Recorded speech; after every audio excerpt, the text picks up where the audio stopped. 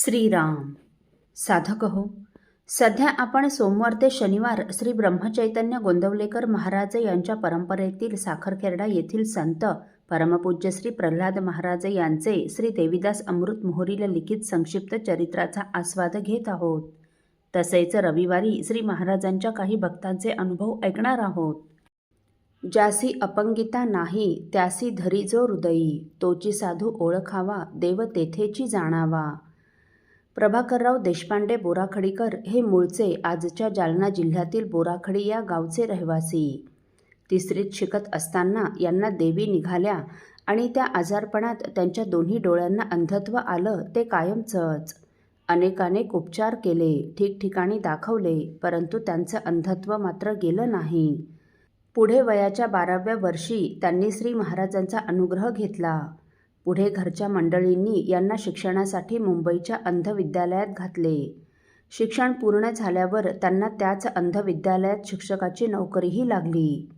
एकदा ते श्री रामानंद महाराजांच्या जन्मोत्सवास दासनवमीपासून साखरखेर्ड्यास आले असताना श्री महाराजांनी त्यांची चौकशी केली. तेव्हा त्यांनी मुंबईला अंध विद्यालयात शिक्षक म्हणून नोकरी करतो म्हणून सांगितले. तेव्हा श्री महाराजांनी क्षणभर त्यांच्याकडे पाहिले आणि म्हणाले, आपण अंध असून डोळसासारखी नोकरी का करता? रामाची सेवा ही सर्वोत्तम सेवा आहे. तेव्हा रामाची सेवा करून जन्माचं सार्थक करून घ्यावं.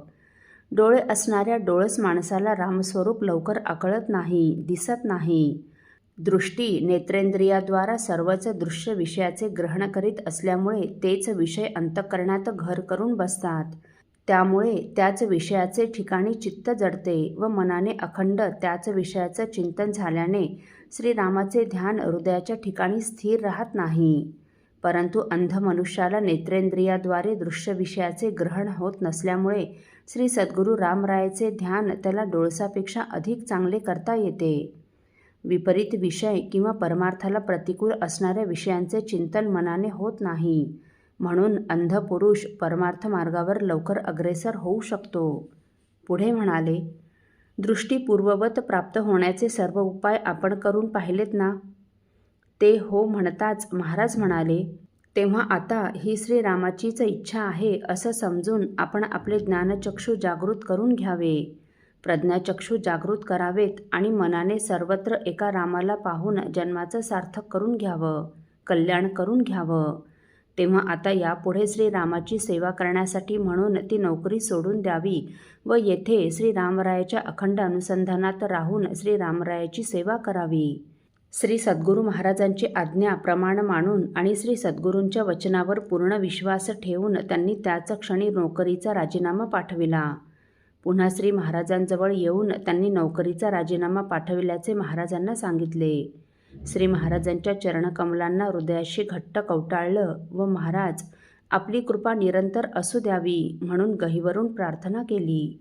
श्री महाराजांनी आपला वरद हस्त त्याच्या मस्तकावर ठेवला आणि म्हणाले, बाळ, काळजी करू नकोस, राम पाठीशी आहेत. पुढे म्हणाले, आज तू कीर्तन कर. कीर्तनाचा कुठलाही अभ्यास नसताना केवळ श्री महाराजांची आज्ञा म्हणून ते कीर्तनास उभे राहिले. त्यांनी प्रासंगिक असं आख्यान लावलं. श्री महाराजांच्या कृपेने अत्यंत सुश्राव्य असं त्यांचं कीर्तन झाले. पुढे नारदीय कीर्तनाचा त्यांनी चांगला अभ्यास केला आणि कीर्तनाद्वारे संप्रदायाचा प्रचार केला. अत्यंत गोड व उद्बोधक असं निरूपण ते कीर्तनात करीत असत. श्री महाराजांनी त्यांना रामदासी दीक्षाही दिली होती. ते अखंड नामात राहत आणि माळेवर सारखा जप करीत असत. असो, आषाढ महिन्यात देऊळगाव माळीला महाराजांचा दरवर्षी भागवत सप्ताह होत असे. साधन द्वादशी करून महाराज साखरखेर्ड्याला जाण्यासाठी निघत असत. जिजीमाय सोबत नसल्या म्हणजे पुरुषांनाच स्वयंपाक करावा लागे. त्यावेळी देऊळगाव माळीचे पांडुरंग वामनराव जोशी उर्फ भाऊ हे स्वयंपाक करीत असत. या 1972च्या आषाढ शुद्ध द्वादशीला भाऊ साधन द्वादशीचा स्वयंपाक करीत होते. परंतु पावसाळ्यामुळे लाकडे ओली, त्यामुळे वरणभात शिजायला वेळ लागू लागला. तिकडे पूजा अभिषेक होऊन द्वादशीचे अभंगही झाले. तेव्हा स्वयंपाकघरात जाऊन महाराजांनी झाला का नैवेद्य म्हणून भाऊंना विचारले. तेव्हा भाऊ म्हणाले, लाकडे ओली असल्यामुळे अजून वरणभात शिजायचा आहे.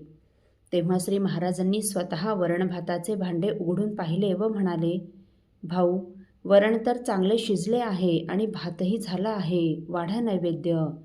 भाऊंनाही वरण भात झाल्याचे दिसले. तेव्हा भाऊ मनात विचार करतात की आत्ता महाराज येण्याच्या अर्धा मिनिटापूर्वी भात कच्चा होता, त्यात पाणी होते आणि वरण तर मुळीच शिजले नव्हते. परंतु काय आश्चर्य, महाराजांच्या हाताचा स्पर्श झाला आणि लगेच वरण भात दोन्हीही तयार.